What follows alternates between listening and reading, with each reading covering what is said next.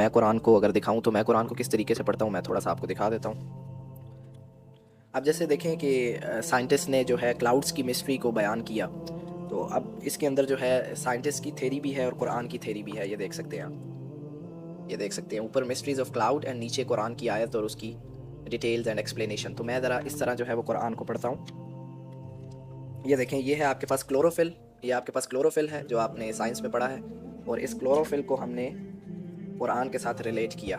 ये देखिए आगे आपको आयत मिलेगी, ये और से आप देख लें। तो हम कुरान को जो है वो ऐसे पढ़ने की कोशिश करते हैं, खुद से पढ़ने की भी कोशिश करते हैं, जहाँ समझ ना आए तो जो है वो हम उलमा से भी रब्ता जो है वो रखते हैं, उनके साथ भी उठते बैठते हैं, और ऐसे ही ज़िंदगी में जो है वो सीखते हैं, दूसरों को सिखाते हैं, उनसे सीखते हैं, और ऐसे ही जो हमारा सिस्टम है वो चलता रहता है। और इंशाल्लाह सीखते रहेंगे, और अल्लाह करे ऐसे ही जो है ना हम सीखते रहें।